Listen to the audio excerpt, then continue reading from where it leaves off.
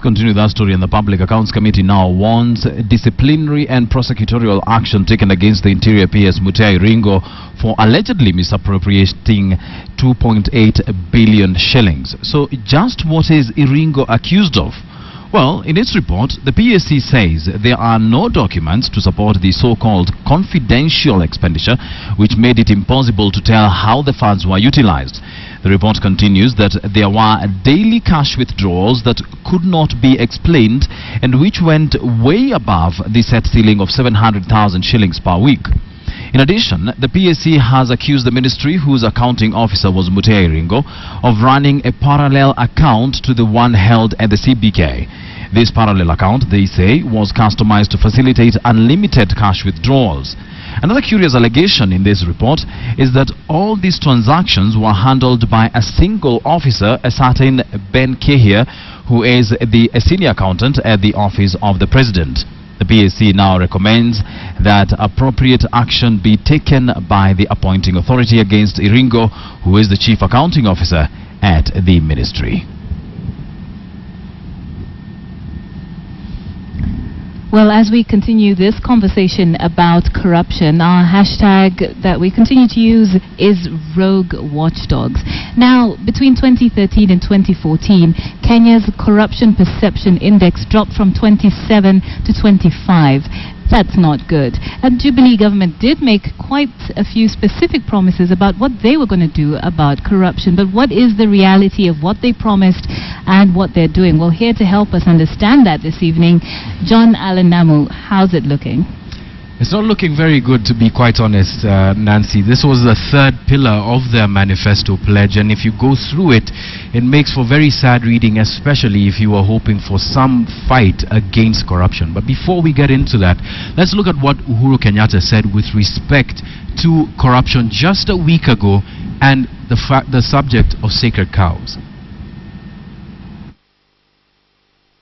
We will hold our anti-corruption bodies accountable now going forward, and that there is no sacred cow in this government. None, including myself.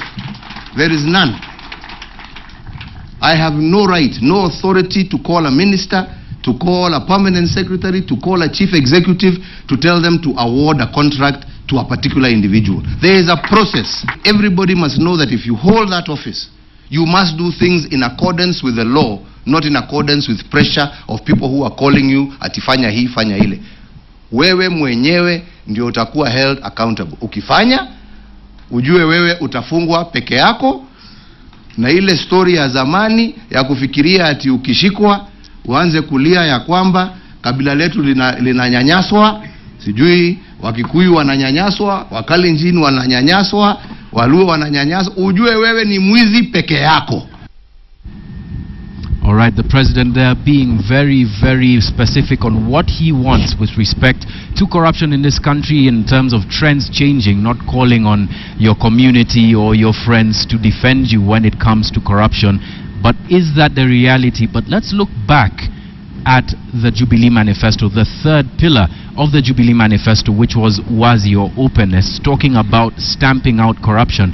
And here's the promises and the facts. The first promise was to give the Ethics and Anti-Corruption Commission powers to prosecute. This is a long-running debate. It had been there in the Kibaki regime as well, but the fact is, there has been no move to empower the Ethics and Anti-Corruption Commission, despite the fact that the Jubilee government has a super majority legislatively. They could have pushed laws in Parliament to give the Ethics and Anti-Corruption Commission teeth.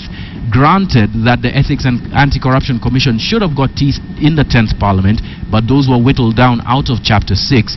The Jubilee government could have done this. This is something that they were able to, was within their ambit to be able to push through, to give the Ethics and Anti-Corruption Commission more teeth and relieve some of the pressure from the DPP's office with respect to prosecuting corruption in Kenya. A second promise that the Jubilee Manifesto gave was to set up county anti-corruption boards that can refer charges to the Ethics and Anti-Corruption Commission and the DPP to the national office. But the fact is, there still are only 5 offices around the country representing the Ethics Anti-Corruption Commission. That's Nairobi, Mombasa, Eldoret, Kisumu, as well as Garissa. So nothing has happened in that regard, but that falls squarely in the ambit of the Ethics and Anti-Corruption Commission, which should have been able to be more proactive with respect to setting up these anti-corruption boards.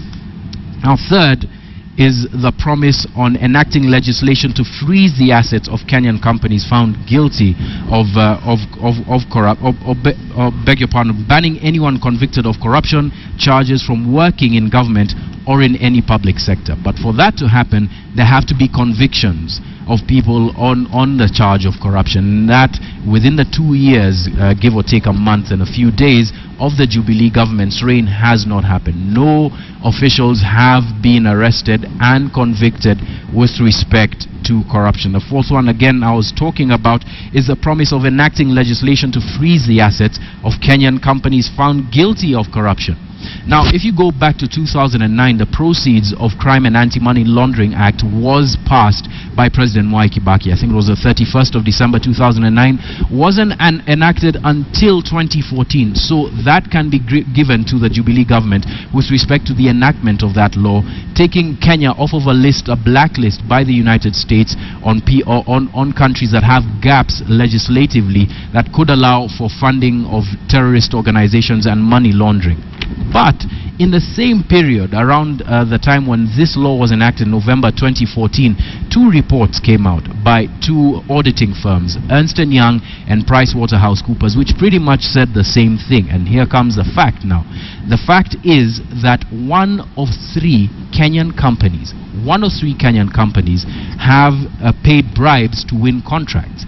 And tendering is one of the biggest sinks for economic crimes in this country, meaning that both the public sector and the private sector have sort of joined hands in an illegal alliance to be corrupt. And if this law were working, then we'd have been able to see more in terms of prosecutions of people, not just in the public sector, but in the private sector. Lots of scandals around there. Think about some of the scandals around tendering.